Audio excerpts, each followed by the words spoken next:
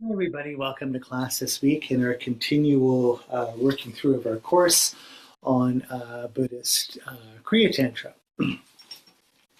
So just before we start, the next few classes are just going to look at the structural meditations around Kriya Tantra. Basically, two classes on the meditation for Branch Recitation and then looking at yoga with and without signs.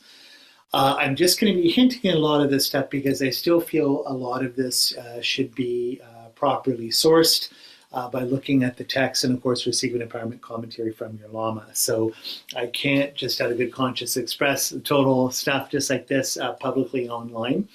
But yeah, I'll give you enough references that once you appropriately meet the requirements, do the further study by reading the books.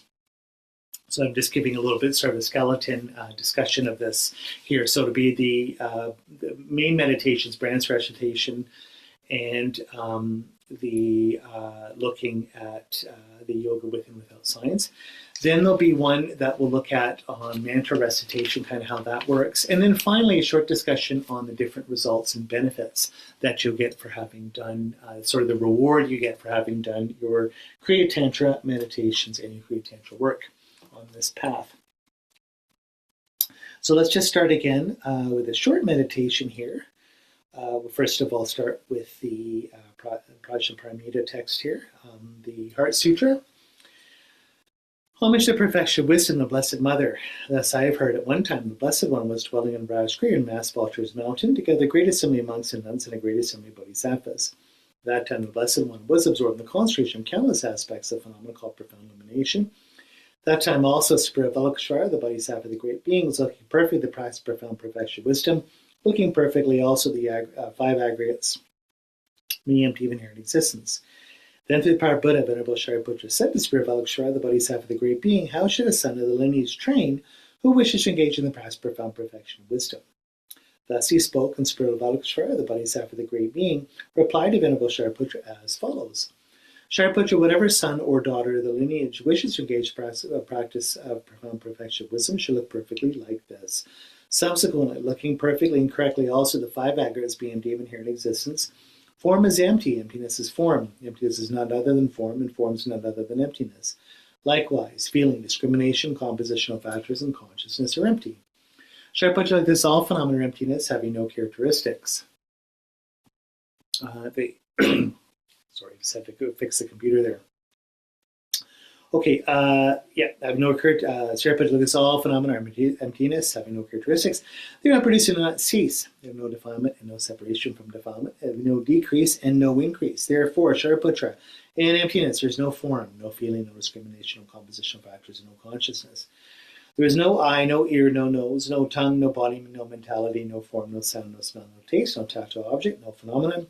There is no I element, and so forth, up to no mentality element, also up to no element of no consciousness. There is no ignorance, no exhaustion of ignorance, and so forth, up to no aging and death, and no exhaustion of aging and death. Likewise, there is no suffering, origin, cessation, or path, no exalted awareness, no attainment, and also no non-attainment. Therefore, Shariputra, because there is no attainment, bodhisattvas rely on and abide in the perfection of wisdom, their minds having no obstructions and no fear. Passing utterly beyond perversity, they attain the final nirvana. Also, all Buddhas reside perfectly in the three times, having relied upon the perfection of wisdom, became manifest, complete Buddhas in the state of unsurpassed, perfect, complete enlightenment. Therefore, mantra of perfection of wisdom, the mantra of great knowledge, unsurpassed mantra, the equal to the equal mantra, the mantra that thoroughly pacifies all suffering, since it's not false, should be known as the truth. Mantra of perfection of wisdom is proclaimed, Tayatam Gata Gata Paragata Parsam Gati Bodhisattva. Shariputra, Bodhisattva, great beings should train the profound perfection of wisdom like this. And the Blessed One arose in that concentration and said to Spirit Avalokiteshvara, the Bodhisattva, the great being, that he'd spoken well. Good, O son of lineage, is like that. Since it's like that, just as you have revealed in that way, the profound perfection of wisdom should be practiced, and Tathagata will also rejoice. When the Blessed One had said this, Venerable Shariputra, Spirit Avalokiteshvara, the Bodhisattva, the great being, the entire circle of disciples, as well as worldly beings, gods, humans, demigods, and spirits, were delighted and highly praised what had been spoken by the Blessed One. Okay, just a quick moment here, and we'll be doing our Jason Kappa Guru Yoga, Gandala Gema, just for blessings for our class. So again, visualizing Buddha Maitreya and Gandhi Tishita Pure Land, and from his heart, beautiful sort of massive clouds on lion thrones, lotus And sun seats are beautiful. Je Tsongkhapa and his two heart disciples, Jalpa Gyatso and Kidrupche. And they're coming here in front of us, and we ourselves are all sentient beings. So our mother on our left, father on our right, people we love the most behind us as support, people we like the least, or need to heal or have karmic debts with, in front of us. And from out there, people from all over the world, all natural environments of the animal realm, spirit world, celestial beings like gods and demigods, or goddesses and demigoddesses, and wonderful other sort of celestial beings. And then moving on to beings in lower states of rebirth, hell beings and hungry ghost beings. So we're all here together, meditating, receiving blessings of Je Tsongkhapa and his two students. I and all sentient beings, until we achieve enlightenment, go for refuge to Buddha, Dharma, and Sangha. I and all sentient beings, until we achieve enlightenment, go for refuge to Buddha, Dharma, and Sangha. I and all sentient beings, until we achieve enlightenment, go for refuge to Buddha, Dharma, and Sangha. So again, when we go for refuge to Buddha, Dharma, and Sangha, just set our hearts, generating refuge, and again, as Buddha as the doctor, the Dharma as the medicine, and the Sangha as the medical help, nurses and medical technicians helping the doctors. So really in the sort of depth of our heart, taking refuge in the three jewels here for own liberation and healing. And now generating our bodhicitta motivation. Everything we do may be put towards the enlightenment of all sentient beings. So through the virtues we collect by giving other perfections, may we become a Buddha for the benefit of all. Through the virtues we collect by giving other perfections, may we become a Buddha for the benefit of all. Through the virtues we collect by giving and other perfections, may we become a Buddha for the benefit of all. Now from the heart of the protector of the hundreds of deities of the joyful land, the peak of a cloud is like a cluster of fresh white curd. All-knowing Losang Drapa, King of the Dharma, please come to this place together with your sons. In this space before me, in a lion throne, lotus and moon, the venerable Guru smile with delight. Supreme field of merit from my mind of faith, please remain for 100 aeons to spread the doctrine. Your mind of wisdom realizes the full extent of objects of knowledge. Your eloquent speech is the ear ornament of the fortunate. Your beautiful body is ablaze with the glory of renown. I prostrate to you, whom to see, to hear, and remember so meaningful.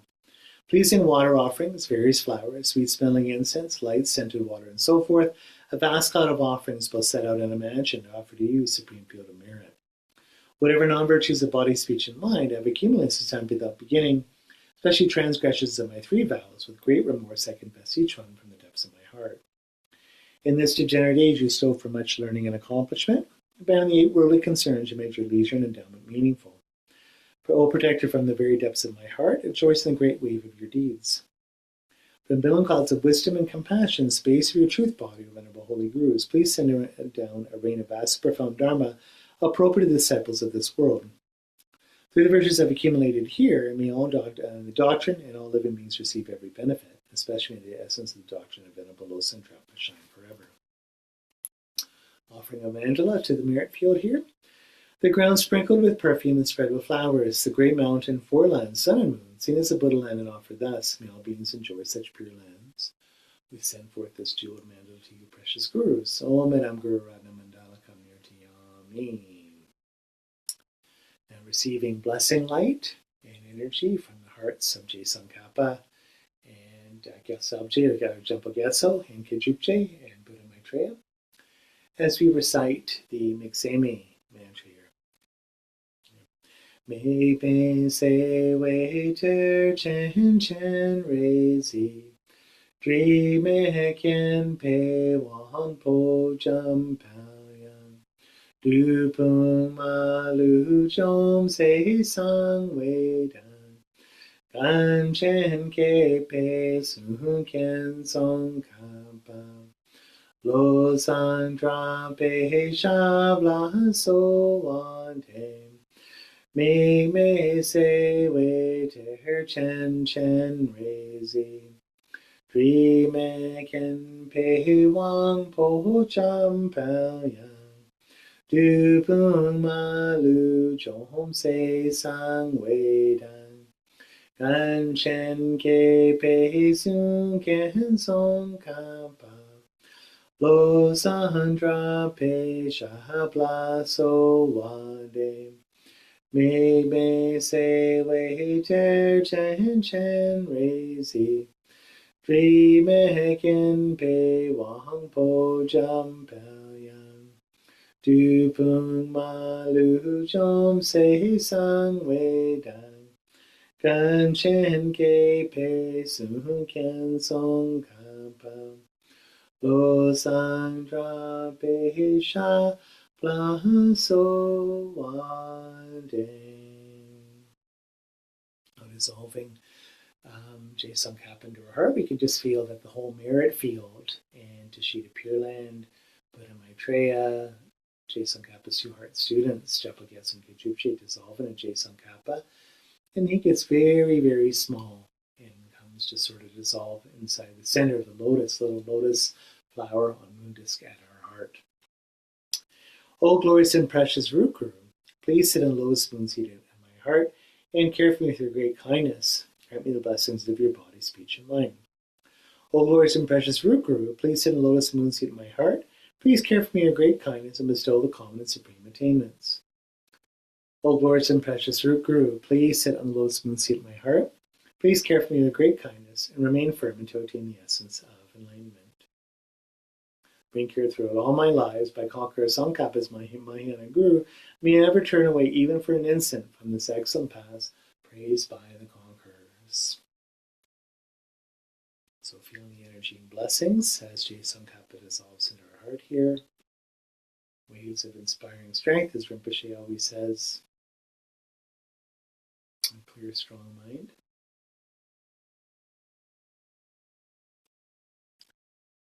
Okay, so today we're going to look at what they call the four-branched recitation and three concentrations. So this is sort of these things make the sort of crux or sort of the main structure of the yogas, I guess you could say, or meditations that make up Kriya Tantra, the lowest of the four schools of Tantra in Tibetan Buddhism. So again, I'd like to promote the books you can use to study to get all the sort of exact detail on this, of course, from my friend and teacher, Venerable Singh Sering, or David Gonzalez from Decheling Press, Blissful Ascent to Swift Enlightenment, A Guide to the Four Classes of Tantra. So this one, I guess it's just because my friend and teacher wrote it. I have a special attachment for it. I love this one very, very much. Very, very clear. Obviously, from Tarpa Publications, Geshe Kelsey Geshe Rinpoche, Tantric Grounds and Paths. Very similar, to be honest. You can use either one on the discussion on Kriya Tantra. There's some great information here. And then, of course, the masterwork, which is the division on Kriya Tantra of Naram Chenmo from Jay Tsongkhapa. Translated and presented, of course, by His Holiness 14th Dalai Lama and wonderful scholar and great practitioner Jeffrey Hopkins. This is, I have to admit, this is the clunky old version here, which is called Deity Yoga. They just re-released it. There's a picture of Jay Tsongkhapa on the cover. If you had to buy any of the three, this is the one to get because this is the actual root text from Jay Tsongkhapa. And if you see, we'll talk about a little bit later, of course, when we're going over the sadhana a little bit, you get all the pictures in here of the mudras. That's the important information, to be honest. So again, this is the book to get. Again, it's nice if you'd like to buy all three, but of course, this is the one that's really, really amazing to have. A little bit of, but kind of like having the own Bible of Tantra for the Glupa tradition. So let's take a look at what is, I guess you say, or what is the four-branch recitation and the four branches of that recitation. So in Kriya Tantra, we talk about four-branch recitations, and we also talk about three concentrations, and the three concentrations are like the higher, more deeper meditations or yogic meditations you do in Kriya Tantra. My teacher, David Gonzalez, always said that traditionally you would want to do a permission retreat or lay-rung permission retreat, recitation retreat of the mantras that would qualify you to enter the mandala of the Kriya Tantra deity you're working on. And then at that point, the three concentrations will work properly or sort of the way they're supposed to work, or you'll get the best results by doing them. Might be a little more traditional way of doing it. Okay, so the three concentrations in particular are what they call abiding in fire, abiding in sound, and the third one being bestowing liberation at the end of sound. So I'll be honest, these are, I feel, esoteric and very special and subtle, and we could say sort of secret in terms of Tantra. So all of them are discussed in the three books here. I would suggest that you get the details of those ones. I don't feel comfortable putting them on public. I'm sure you could probably look them up on the internet, even on YouTube. But I guess just for my own time, I don't feel so like it's proper or great protocol to discuss all this sort of the depth of these meditations online. So I refer you to these texts, and again, of course, commentary from your teacher to go through this material. So let's talk a little bit about something that's a little bit more open, which is the four-branch meditation. So the four-branch recitation meditations here, the structure of the meditations, Kriya Tantra. So four-branch recitation, you can divide into an internal part and an external part. Okay, so the internal part is more generating yourself as the deity, the self-generation, you should say. And the external part, which seems to make sense, would be the inferent generation of the deity. So again, internal and external. Of course, with Tantra, we're breaking down that very distinction of duality between inside, outside, external, internal. But in terms of practice focus, you should see it pedagogically, so to speak, or methodologically, we're talking about internal and external here. Are we focusing our meditations on ourselves as the deity or the deity in front of us? Okay, so the four-branch recitation, of course, consists of four things. So number one, what's called the self base. Number two, the other base. Number three, the mind base. And number four, the sound base. Okay, that makes up the four-branch recitation. That's where all the work is for Kriya Tantra. I think sort of the three concentrations, abiding in fire, sound, and bestowing liberation in the sound, that's kind of like we'd say the sexy part, the really sort of magical, esoteric part. But again, like all these things, the main work is going to be on your four-branch recitation, right? Just like people like Tantra, but the real work's all done when you're doing sutric work or Lam Rim on the three principal passive renunciation, bodhicitta, wisdom, realizing emptiness. That's where all your main work is. And at the very tip, the little cherry drop on the sundae is sort of the work you do in Tantra. It's the same thing here. A friend of mine, very, very advanced practitioner, said the same thing even with Anuttara Yoga. With K-Rim and Sogrim or generation and completion stage, that all the works in the generation stage and the completion stage is that much work. So just like building a house, you have to do the main work on the foundation and everything before you start working on the fancy stuff like on the roof. Okay, so what is number one? Let's break these all down. What is the first of the four-branch recitations? The self-base. What is the self-base? Well, that actually is the self-generation of yourself as the deity. Okay, so that makes sense. What's the base of the self? It's yourself as the deity. So there's actually 6 parts to this.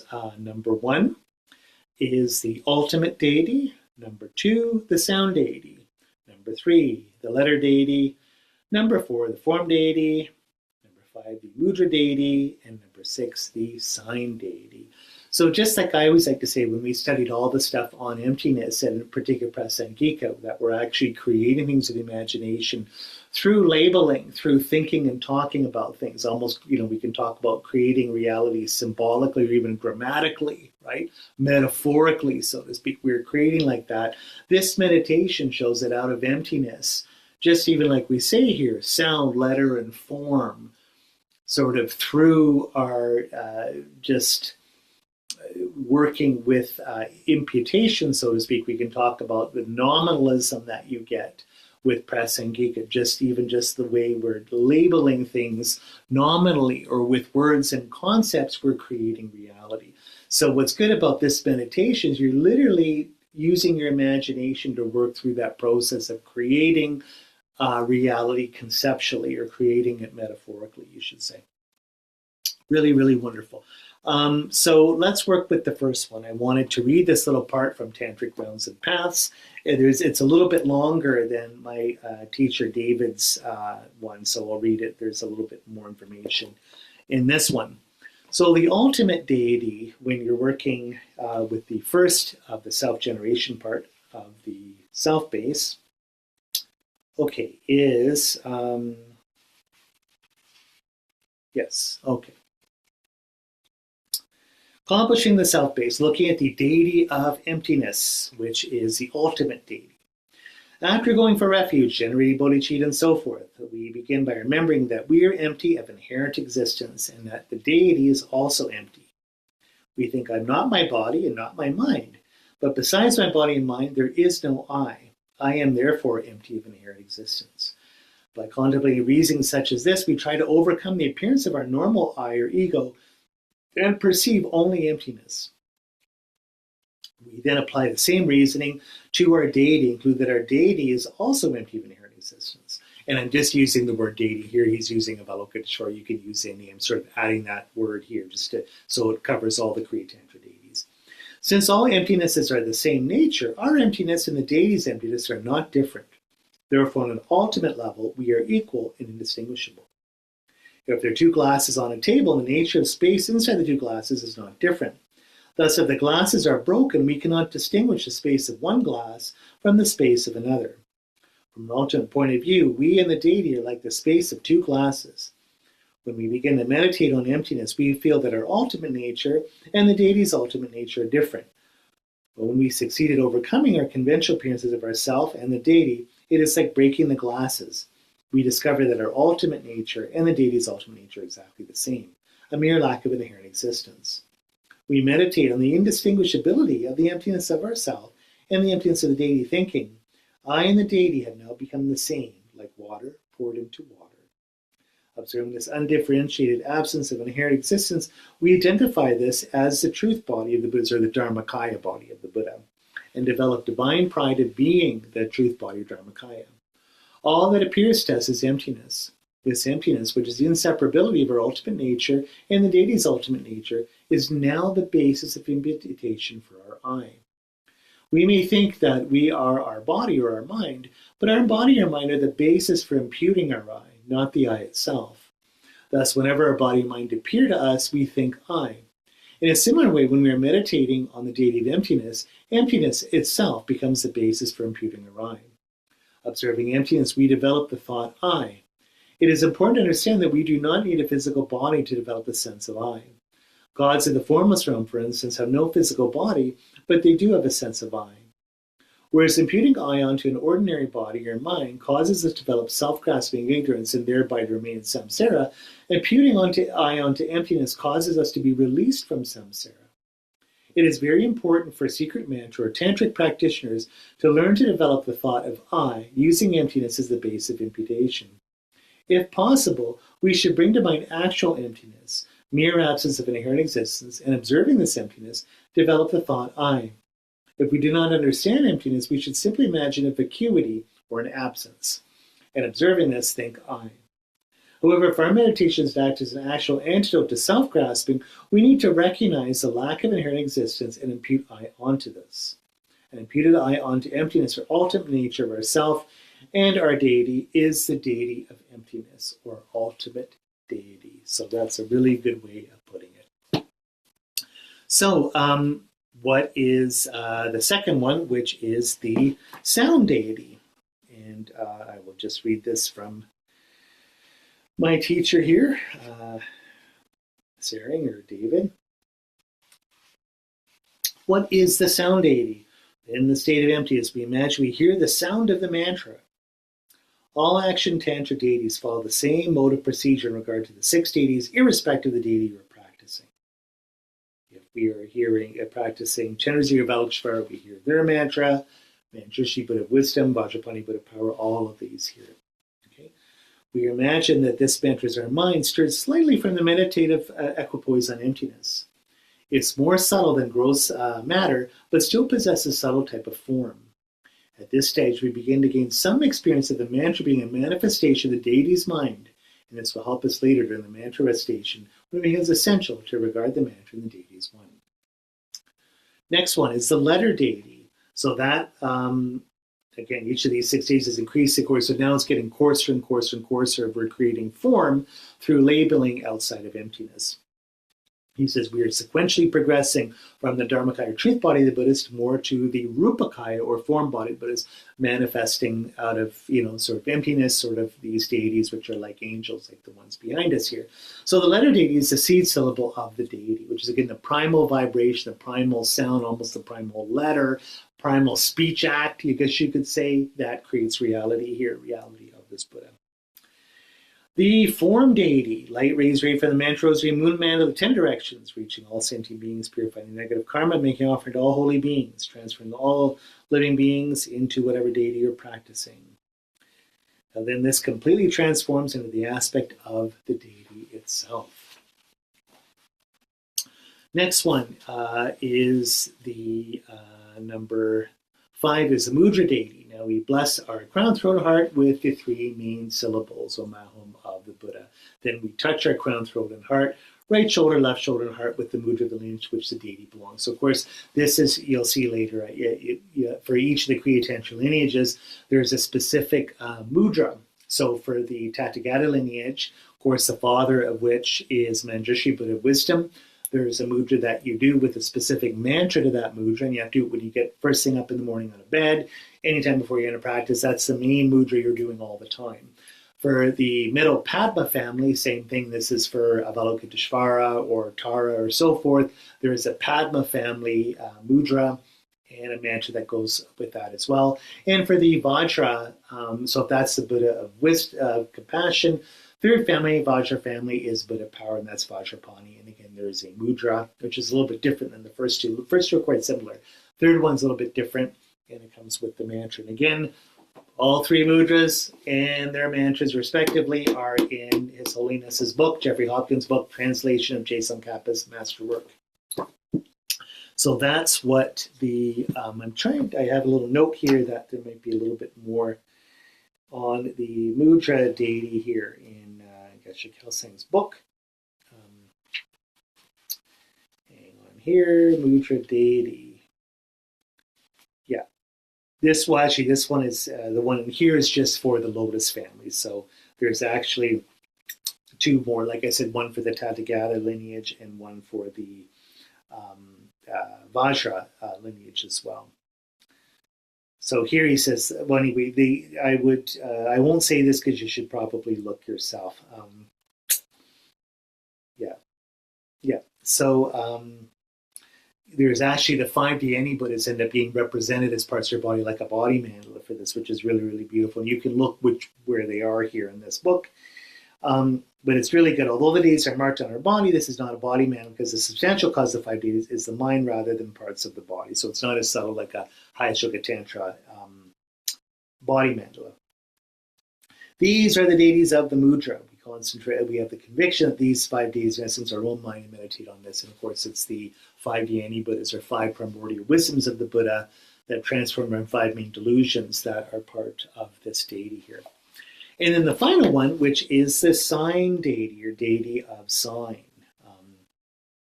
Yes, at this stage, so David says here, this stage is the actual meditation of oneself as the deity. At this point, it's important to feel a great sense of joy, for we've actualized our bodhicitta motivation to become enlightened for the welfare of all living beings. This plants very strong imprints in our minds. If you began your meditation with the wish to become enlightened for the welfare of all living beings, and now are able to feel that you are the deity, you'll be overcome with a strong sense of joy. It's like you've done it, you've gotten enlightened, right? This brings powerful blessings when conjoined with divine pride. When you feel without a doubt that you are the deity, you will feel the depths of your being, the blessings of that particular deity. It's important to mention again that it's not the person who began the meditation, it's changed into the deity, as if changing clothes or putting on a costume. In other words, you're the same, but you're just like cosplaying or acting or putting a Halloween costume on yourself, being like, let's say, Troma Nagmo up here or something. In other words, this Matthew Richards pretending or acting kind of like Troma Nagmo. No, because of emptiness meditation, you are that particular deity, right? The self that exists at the beginning of the session has been completely dissolved into emptiness and ascertained to be non-inherently existent. Without any basis to the label I, you are left with a mere negation of inherent existence. As you go to the stage of self-generation, you're creating a new basis for labeling I, and it's this very process of labeling I on the deity body that reaffirms your previous realization of emptiness. In this way, both the appearance of the deity conjoined with the understanding that the ability to transfer a base of imputation to the deity proves that the I is merely labeled. With this understanding, you're able to maintain your realization of emptiness while sustaining the appearance of the deity. This is called the non-dual profundity and clarity. Non-dual refers to the non-duality of emptiness and appearances. Profundity refers to the realization of emptiness, and clarity refers to the clear appearance of oneself as the deity. This concludes the sixth stage of self-generation as a deity in Action Tantra. And I will, as much as I always say that for a lot of people, when you explain this, it's like deep down they don't really believe, because how can I change myself and identify with something else? But of course, we do this all the time in very easy, normal, worldly, samsaric ways. Where you can see Oliver Sacks or these great cognitive scientists or brain scientists show how with brain damage you can have very strange perceptions of yourself, or a completely different sense of I that you're working with. Like there's Oliver Sacks about this one woman who has lost all feeling in her body. So she's completely disembodied. So she can walk around but has no sense of her sense of I. And if she looks at her hand, she doesn't recognize it's not her. But so there's this complete different sense of I, and it's just from a brain injury. When you're playing a game, let's say you're playing Monopoly, your little, I don't have, like a little figure or something moving around is you. That's me, right? In your video game, like when you're playing video games, I'm not video, but even when I was a kid, I playing the old 1980s ones like Donkey Kong. You're moving around like it's you in the game, and it's like if something comes at you, you might even duck or whatever, or you get upset or like this when your little guy dies, in the sense that you've imputed your sense of I on that. So, Wittgenstein used to say that like people that are blind, their sight or their perception's at the end of their stick.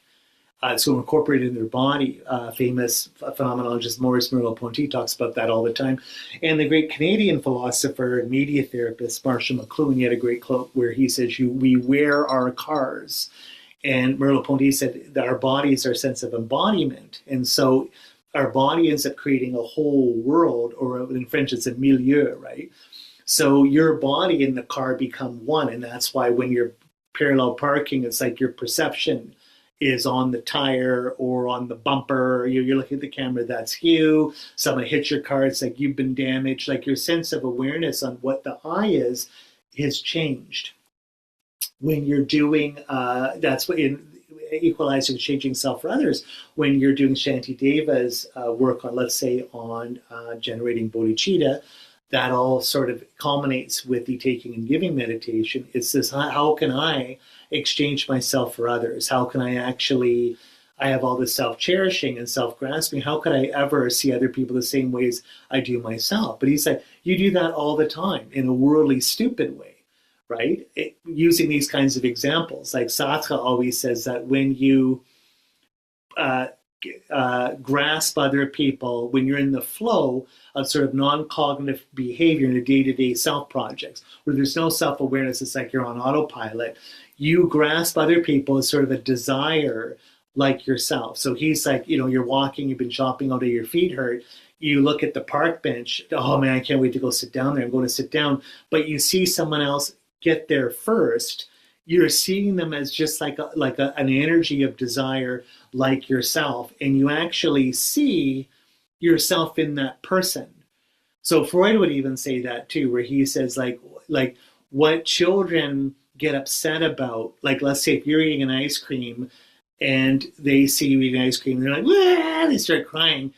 What do they see? They see themselves enjoying the ice cream like you're enjoying it. It's the enjoyment that they want and are frustrated with not having, and so they're suffering. They sense or almost perceive that enjoyment you're getting from the sweet, delicious ice cream, right? So the whole point is we're always switching the basis of invitation all the time to get a different sense of self.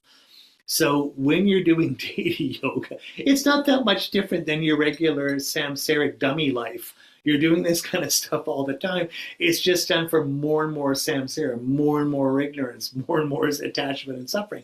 So emptiness is what allows this whole process of self-projection, project yourself, all these kinds of labeling things, to become an act of wisdom rather than an act of ignorance. Okay, just to conclude here, Yeah, so these, what we can do here when we're each of these sort of 6 stages of the self-generation of the self-base, it's kind of like 6 limbs of a single meditation, single branch of this 4-branch recitation here. There's a, let me just read this here, and yeah, let me just see page 46. Yeah, this is, David has a great thing here. He says, when you're working with really trying to keep, you should always keep the first ultimate deity or emptiness deity going the whole way. And this is what allows you to have the 2 truths going in all the time. So Tantra is what allows you to unify shamatha and vipassana at the same time. Tranquil, abiding mind, wisdom, realizing emptiness going together, which makes it as a path so powerful because you're doing both at the same time, right? It's also allowing you to meditate on the 2 truths, which is the biggest part of vipassana. You're meditating on emptiness as dependent origination by doing these deity generations, inferent generations, and self-generations. So we're talking about ultimate truth being emptiness being a bare absence, and conventional truth of karma, all things being appeared as just labeled by the mind grammatically, let's say, or conceptually. Isn't that amazing? So that's what makes it so powerful. David just says here, just to sort of conclude, remember his teacher, Genlo Singh Chofel's, Genla's advice earlier about maintaining the awareness of one's mind. The mind of the guru and the mind of the deity as one helps at this point. We should not mistake the mind as being ultimate reality. The mind is what cognizes emptiness. It is not emptiness itself. However, at the time of enlightenment, the mind and emptiness become mixed like water mixed with water. We can also speak of the emptiness of the mind itself, since even the mind lacks inherent existence. You are surrounded by emptiness at all sides. At this point, if we're to have proper self-generation, we need to realize emptiness, so when conventional phenomena appear to our minds, we will understand how they are merely labeled by the mind. At this point, before the appearance of conventional phenomena, we need to develop the divine pride of being the truth body or dharmakaya of the deity or of the Buddha. For this, we need 4 aspects. So this is your basic wisdom, truth body, or dharmakaya meditation of the deity that you're working on, or the deity, of course, being a Buddha. 1, no conventional phenomena appear to the mind. 2, emptiness is cognized as an emptiness of inherent existence. 3, we need a subjective mind of bliss meditating on this emptiness, or like emptiness and bliss going together. And 4, independence upon all of these, we label I. This is the ultimate deity. So that's what we always have to keep in mind here. Okay, so let's leave it there for now. So in other words, just to finish, that Dharmakaya meditation, this is sort of your main practice throughout the whole sadhana and everything. Always have at the back of your mind, your teacher, the deity, and emptiness, and your mind. Those 4 things are all one. That means all sort of the 3 higher trainings of ethics, concentration, shamatha, wisdom, vipassana, the emptiness and bodhicitta unifying together, 2 truths of ultimate reality, conventional reality. All these things are being put together as this wonderful curry that you're about to eat for dinner. All of these different things just in one meditation while you're doing the 4-branched recitation. That's the power of Kriya Tantra. Okay, so let's just take a moment here to do a dedication here by the blessings of all of our gurus and all the Buddhas. Truth of karma, the power of a pure spirit intention. May all of our dharma wishes be fulfilled. Okay, thank you so much, and we'll see you next time.